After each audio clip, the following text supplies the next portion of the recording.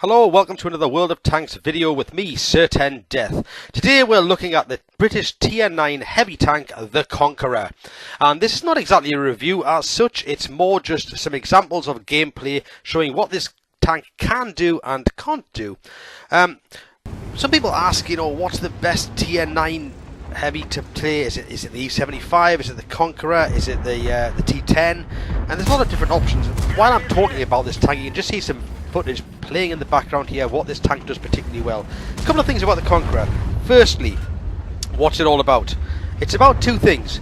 It's about a very, very bouncy turret. So if you can keep the rest of the tank hidden and just show the turret, you can do very well. And it's about an exceptional gun. Not the biggest damage, you're not going to do huge alpha. Its alpha average is 400, with 259mm of penetration, I believe. But it reloads in about 8.8 seconds on my tank, which is pretty fast. I'm one of the many people who's currently doing the grind to get the FV215B before it comes out of the game, which I think is going to be about next week at the time that I'm recording this video, in early October 2017. And I want the 215B because I actually quite like it. I've played it on test servers and I like how it plays. So I'm using this Conqueror here. You'll see all I'm doing here is just dropping off when I reload. I do notice in this game here that we've got a Death Star heading off to try and close down a pilot, and he's got a T-32 coming behind him. I just decided to give that 32 something to think about by making him back off. But you'll see, every time I barely have to aim.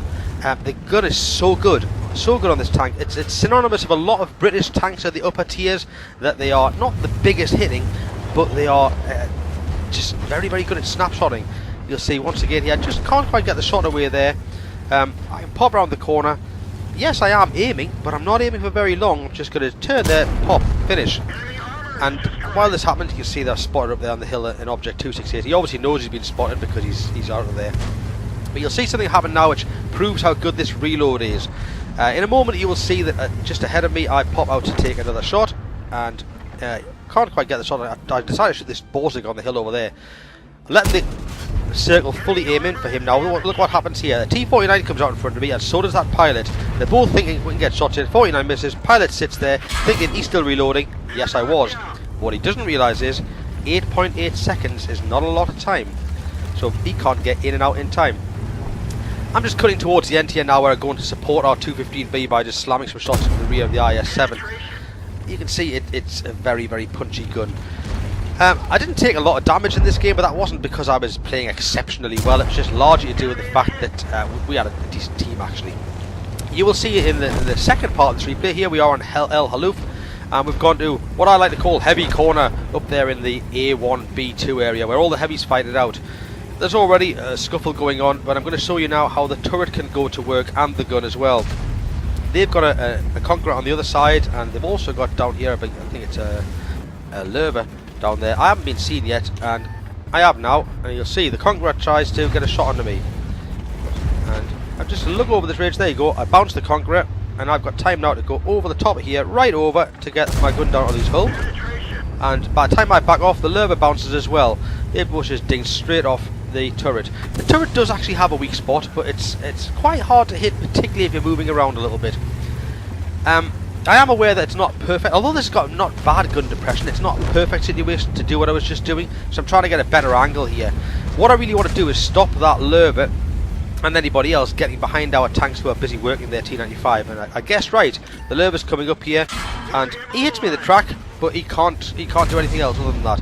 Because I know he's got a good few seconds to reload, I've got time to drive up there, bounce another shot, put one in the Lerva, back off again while I'm reloading. And we've also got, here's the Lerva again. This time he hits the track again, and there's also a Chinese TD coming up to try and help him out. And the Lerva is trying to not be seen, but he's not doing a good job of it. I put that shot straight in the same hole. That time I do take some damage. That's okay.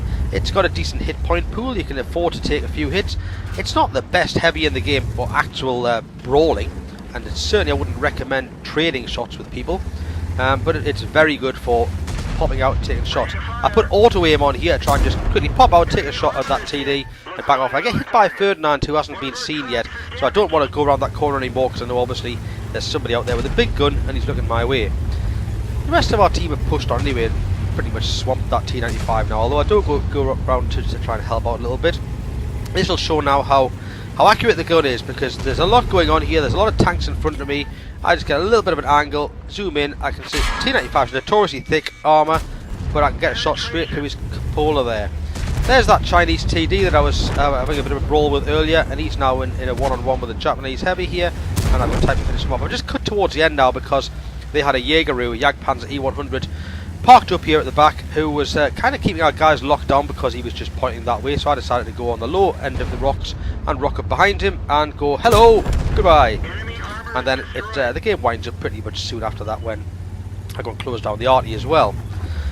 You will see that in these replays I'm not doing phenomenal amounts of damage. This is not a 5k or 6k damage game, but what this tank does is it consistently will get you 2.5, 3.5, maybe 4,000 damage consistently, and that for me means a lot better than that one-off game. I'd rather have every game doing 2,500 damage than have one game in every 30 or 40 where I do 5,000 damage and the rest I don't do very much at all. This tank is very, very playable. It's a very enjoyable tank to play.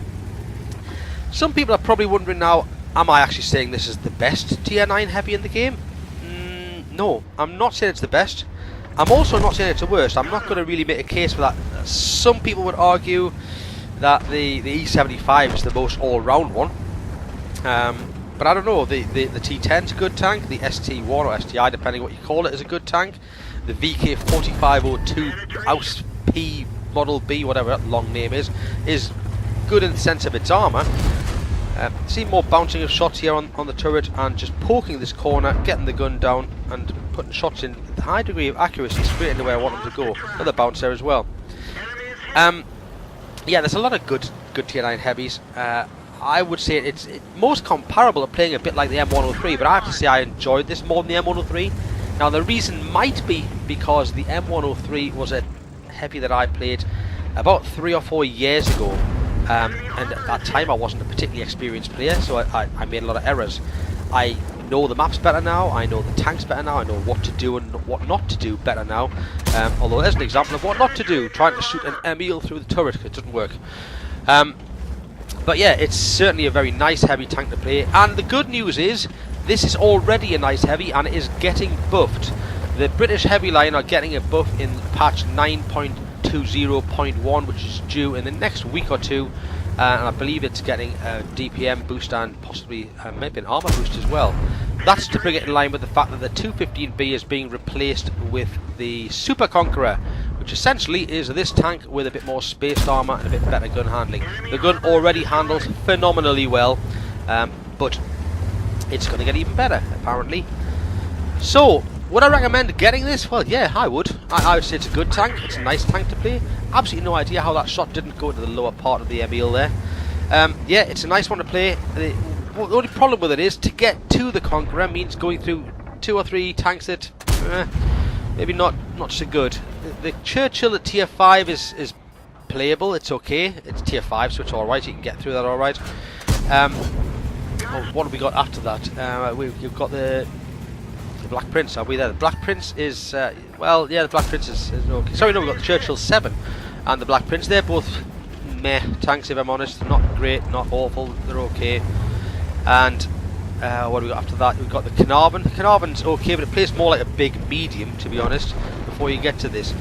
I wouldn't say that personally I enjoyed playing the British heavy line, but I have enjoyed this one. Once I've got to tier 9, I'm kind of loving it, to be honest. Will I keep it when I've got the 215B, which is very, very soon, because I'm only 30,000 XP away from the 215B now. I don't know if I'll keep it or not, because I tend to free up my garage slots. I tend not to play tanks that I've used to grind too much. But if I was going to keep a tier 9 heavy at all, I have to say it would be between this one and the E75 and maybe the ST1.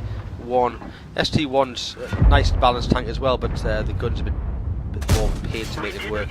I would probably choose this or the E75 as my favourite tier 9 heavy. Anyway, I hope you've enjoyed just seeing what this tank can do, and enjoyed me giving you a few hints and tips as to the Conqueror and whether it's worth getting or not. And as ever, you know, please do subscribe to my channel. I am putting more and more videos out there, and I hope you're enjoying them. and I'll be keeping some more coming your way. It's me, Sir 10 Death, signing out. Goodbye.